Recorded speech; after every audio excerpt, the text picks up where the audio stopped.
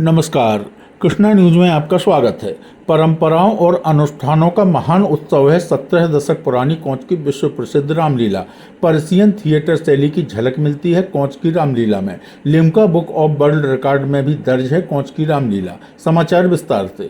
UP के जनपद जालौन में कोंच की ऐतिहासिक और अनुपम रामलीला परंपराओं और अनुष्ठानों का ऐसा महान उत्सव है जिसे देश की सीमाओं से भी आगे जाकर वैश्विक पटल पर प्रसिद्ध प्राप्त हुई है। ओवरसीज तक लब्ध प्रतिष्ठ होने के कारण Konch Ramlila Limca book of world record में भी दर्ज हुई है। विश्व प्रसिद्ध रामनगर के समकालीन होने के कारण भी यह अपने आप में अद्भुत है। रामनगर काशी की रामलीला वर्ष 1830 में काशीराज उदित नारायण सिंह के संरक्षण में प्रारंभ हुई थी और राजकीय संरक्षण पाकर देश देशांतर में अपनी ख्याति बना चुकी है। जबकि साल 1852 में शुरू हुई कोंच की रामलीला मात्र जन सहयोग से पोषित होकर बिना किसी राजकीय संरक्षण के अपना पुराना वैभव बनाए रखने में सफल है। इसके विभिन्न मैदानी आयामों ने इसे देश की मैदानी रामलीलाओं के शीर्ष पर प्रतिष्ठित करने में अपना महत्वपूर्ण योगदान दिया है।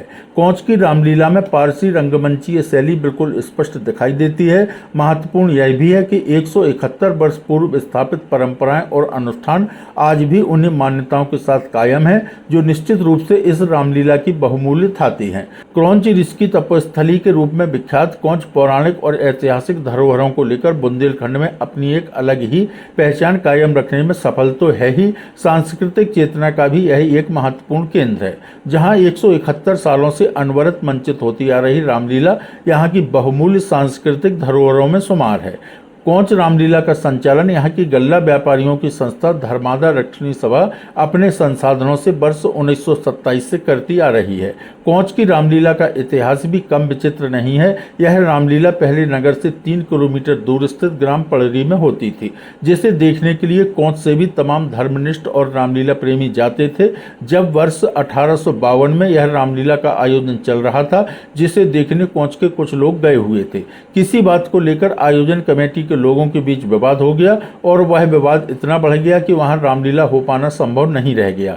तब कोंच से गए लोगों ने वहां की आयोजन कमेटी से आग्रह किया कि अगर पड़री में रामलीला का मंचन संभव नहीं हो पा रहा हो तो वे इसे कोंच ले जाने की इच्छा रखते हैं। पड़री के आयोजकों को उनके इस प्रस्ताव पर कोई आपत्ति नहीं हुई और इस तरह यहाँ के धर्मनिष्ठ चौधरी बिहारी लाल गौड़ और उनके साथ गए चौधरी दिलीप सिंह व उनके अन्य साथी वहां से राम लक्ष्मण भरत रिपुदमन और जानकी के सजीव श्री विग्रहों को कंधों पर लादकर कोंच लाए थे। इन सभी सजीव विग्रहों, जिन्हें कोंच रामलीला की भाषा में मूर्तियां कहा जाता है, को चौधरी की हवेली में विश्राम दिया गया था। यहाँ के इतिहास के जानकारों की अगर माने तो इस रामलीला के प्रारंभिक कालखंड में श्री रामचरितमानस के माध्यम से नगर के प्रमुख मंदिरों, पवित्र स्थलों एवं बाग बगीचों में भगवान राम की मनोहरी लीलाएं संपन्न होती थीं। बाद में भूतपूर्व honorary magistrate doctor Ganesh Prasad Pathak के पूर्वज रामगोपाल पाठक के सदप्रयासों से रामलीला स्टेजबद्ध हुई। सिरसा दोगढ़ी के ठाकुर विष्णुदयाल सिंह के भ्राताश्री ने एक बड़ी द्रव्यराशि भवन निर्माणार्थ प्रदान की थी। सन 1911 के आसपास श्री रामलीला का प्रबंध संचालन पंडित मजबूत सिंह तिवारी रईस के हाथों में था, जिन्होंने अपने दायित्वों का पूरी निष्ठा और ईमानदारी के साथ निर्वहन किया। उस समय तक रामलीला का संचालन स्वतंत्र हाथों में था। बाद में सन 1927 में गल्ला व्यवसायियों द्वारा धर्मार्थ कार्यों के लिए स्थापित की गई धर्मादा रक्षणी सभा के हाथों में रामलीला का संचालन सौंप दिया गया, जो अभी भी जारी है। अयोध्या शोध संस्थान के सर्वे में देश की सर्वश्रेष्ठ मैदानी रामलीला है। इस अनूठी रामलीला को लेकर गौड़ वंशीय अतुल चतुर्वेदी, जिनके पूर्वज बिहारीलाल गौड़ 1852 में इस रामलीला को कोंच लाए थे, बताते हैं कि कोंच में रामलीला न सिर्फ बुंदेलखंड या उत्तर भारत बल्कि समूचे देश में ही अपने विशिष्ट मैदानी आयामों की वजह से भारत की सर्वश्रेष्ठ मैदानी रामलीला का खिताब पा चुकी है। कोंच की रामलीला में 3 मैदानी आयामों को मेले के रूप में मंचित किया जाता है। अपने आप में अनूठे इन मैदानी मंचनों के कारण ही इसे यह विशेष दर्जा अयोध्या शोध संस्थान द्वारा वर्ष 2009 में दिया गया था। इसके लिए शोध संस्थान ने देश भर की मैदानी रामलीलाओं का सर्वेक्षण कराया था। राम वनवास के बाद अश्विन शुक्ल तृतीया को कस्बे के चंदेल कालीन सागर तालाब में गंगा पार मेले का आयोजन किया जाता है, जिसे देखने के लिए तालाब के किनारों पर हजारों की भीड़ जुटती है। इसके बाद अश्विन शुक्ल षष्ठी को सीताहरण, मारीचवध और रावण जटायु युद्ध को गढ़ी के मैदान में मेले के रूप में दर्शाया जाता है। मुस्लिम बहुल इलाके में होने के बावजूद हिंदू मुस्लिम भाईचारे की अनूठी मिसाल के रूप में मुस्लिमों की इसमें सक्रिय सहभागिता रहती है। सबसे रोचक मैदानी आयाम दशहरा मेला होता है। राम रावण युद्ध में सजीवता लाने के लिए रावण और मेघनाद के विशालकाय पुतलों को गाड़ियों में बांधकर मैदान में दौड़ा दौड़ाकर युद्ध का सजीव चित्रण किया जाता है। दशहरा मेला ग्राउंड धनुताल के मैदान में पूर्वी छोर पर 50 फीट ऊंची लंका दृष्टव्य होती है, जिस पर जनक नंदिनी सीता को विराजमान कराया जाता है और यहीं पर रावण का सैन्य शिविर प्रतिबिंबित होता है, जबकि मैदान के पश्चिमी छोर पर राम का सैन्य शिविर लंका विजय हनुमान मंदिर पर दृष्टव्य होता है। मेघनाद की अमोघ शक्ति से लक्ष्मण का अचेत होना, हनुमान का संजीवनी बूटी लाना, भरत का हनुमान पर बाण प्रहार और मेघनाद वध के उपरांत सुलोचना का विलाप जैसे दृश्यांकन इस मेले को बहुत ही खास और प्रभावोत्पादक बनाते हैं। मेला देखने के लिए कोंच नगर और आसपास के ग्रामीण अंचलों की कमोबेश 40 से 50 हजार की भीड़ जुटती है। कृष्णा न्यूज के लिए कोंच से पुरुषोत्तम दास रिछारिया की रिपोर्ट। अब हम आपकी मुलाकात अतुल चतुर्वेदी जी से कराते हैं, जिनके पूर्वज कोंच रामलीला को 1852 में यहाँ स्थापित जिन्होंने की थी। हम अतुल जी से जानना चाहेंगे कि कोंच रामलीला के बारे में क्या खास विशेषताएं हैं। हम आपको बता दें, संवत 1907 की वर्ष 1852 ईस्वी में हमारे परिवार के, हमारे जो बब्बा के पिताजी रहे हैं चौधरी पंडित बिहारी लाल जी गौड़, और उनके साथ एक दो लोग और, राजा दिलीप सिंह जूदेव और एक दो लोग यहाँ से रामलीला देखने जाते थे। किन्हीं कारणों ग्राम पड़री में, जो हमारे कोंच नगर की परिधि के पूर्वी छोर पर अवस्थित है, वहाँ पर जाया करते थे। उसके बाद जो है वहाँ पर कोई आयोजनकर्ताओं में रामलीला में विवाद हुआ। हमारे बब्बा ने ये प्रस्ताव रखा कि अगर आपके यहाँ रामलीला अगर विवादित हो रही है तो कृपया क्या हम इसको अपने कोंच ले जा सकते हैं। तो वहाँ के जो आयोजक मंडल रहा है उसने जो है सहर्ष उसको स्वीकार किया। राजा दिलीप सिंह जूदेव के साथ पंडित चौधरी बिहारी लाल गौड़ सजीव विग्रहों को अपने कंधों पर लादकर कोंच लाए थे। बाद में कुछ पड़ाव ऐसे मिले जहाँ पर उन्होंने मूर्तियों को विश्राम दिया। जैसे पहला पड़ाव रामकुंड पर रुके, तब से वहाँ का नाम रामकुंड माना जाता है। उसके बाद दूसरा पड़ाव जो भगवान मार्केट आज रामगंज मार्ग मोहल्ले में स्थित है, वहाँ पर मठिया भगवान श्री राम की आज भी बनी है, दूसरा पड़ाव है। और तीसरा पड़ाव आकर रामलीला भवन और पंडित महादेव प्रसाद चौधरी की हवेली।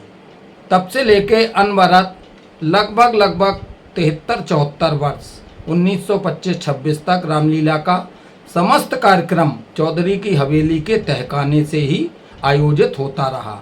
बाग बगीचों, कंदराओं और गली कूचों में यहाँ की रामलीला आयोजित की जाती थी। और जब एक समय ऐसा आया कि आर्थिक संसाधनों की कमी महसूस की गई, तो मन्नूलाल चौधरी जो हमारे बब्बा के सुपुत्र थे, चौधरी मन्नूलाल जी गौड़, वो भी साहित्यकार और लावनीकार रहे हैं, ख्याल गायक रहे हैं। उनको भी रामलीला का शौक़ रहा है। उन्होंने रामलीला आयोजित कराई और उसके बाद जब वो असहाय हो गए आर्थिक संसाधनों के कारण, तो सभी कोंच के गणमान्य नागरिकों को शामिल करके उनको बैठ के एक मशवरा लिया गया, सलाह ली गई और उक्त रामलीला को आर्थिक संसाधनों के चलते धर्मादा रक्षणी सभा का गठन किया गया। उसमें ये रामलीला सौंप दी गई। ऐसे कौन सी खासियत है इस रामलीला में कि इसे विश्व प्रसिद्ध रामलीला कहा जाता है? Limca book of world record में ये रामलीला दर्ज है। कौन सी ऐसी खासियतें हैं जिनकी वजह से इसको ये ख्याति मिली? यहाँ की रामलीला पारसी शैली पर आधारित है और जो भगवान श्री का विग्रह बनाए जाते हैं, सजीव विग्रह बनाए जाते हैं, वह 10 वर्ष से लेके 14 वर्ष के बीच 15 वर्ष के बीच बालक सजीव विग्रह बनाए जाते हैं जो श्री राम, लक्ष्मण, भरत और रिपुदमन व माँ जानकी का किरदार निभाते हैं। सबसे अच्छी परंपरा यही है कि अगर मेरा बच्चा किन्हीं कारणोंवश वहाँ सजीव विग्रह में चयन कर लिया जाता है तो हम उस किरदार को अपने बच्चे के रूप में नहीं, एक सजीव विग्रह भगवान और ईश्वर के रूप में मानते हैं और उनको पूजते हैं। और दूसरी बात यहाँ की विख्यात है कि चाहे डॉक्टर हो, शिक्षक हो, बाजार में इंजीनियर हो और व्यापारी हो, कोई भी हो, यहाँ की ये रीति आज भी चली आ रही है। ऐसी रीतियाँ और परंपराएं ऐसी चल रही हैं जिनके कारण यहाँ की रामलीला प्रसिद्ध है। और वर्ष 2009 में यहाँ की रामलीलाओं से प्रभावित होकर अयोध्या शोध संस्थान के निदेशक योगेंद्र प्रताप सिंह थे। उन्होंने कुछ ऐसी चीज़ें देखी, कुछ अच्छी परंपराएं देखी और जो मैदानी रामलीलाएं 3 आयोजित की जाती हैं उनमें भी अच्छी खासियत रही है और रहती है। यहाँ का जो दशहरा राम रावण का युद्ध होता है उसको चलायमान किया जाता है। रावण हर जगह आपको देखने को मिलेगा कि खड़ा करके जला दिया जाता है, लेकिन हमारे यहाँ की ये अनूठी परंपरा है कि रावण और मेघनाथ के पुतले जो 30 फुट से लेकर 40 फुट तक बनाए जाते हैं वो दौड़ाए जाते हैं। हाथी पर हनुमान और लक्ष्मण जी सवार रहते हैं और 32 कहारों को लेकर, जो विमान लेकर चलते हैं 32 कहार, उनको उस पर जो है राम और लक्ष्मण जी विद्यमान होते हैं। राम रावण का युद्ध होता है। एक सरयू पार का मेला जो हमारे यहाँ अनूठा कहलाता है, उसमें भगवान सरयू पार करते हैं। पूर्वी सागर तालाब के जो चंदेलकालीन तालाब है उसके पूर्वी छोर पर बलदाऊ धर्मशाला जो धर्मादा रक्षणी सभा द्वारा संचालित है, पश्चिमी छोर पर नगर पालिका परिषद का कार्यालय है। उस बीच में जो सागर तालाब है वहाँ पर सरयू पार किया जाता है। बाकायदा नाव बनाई जाती है और उस नाव में मूर्तियों को बिठाकर सरयू पार कराया जाता है, जिसमें हमारे परिवारीजन मूर्तियों के साथ बैठकर उनको चंवर डुलाते हैं। धन्यवाद।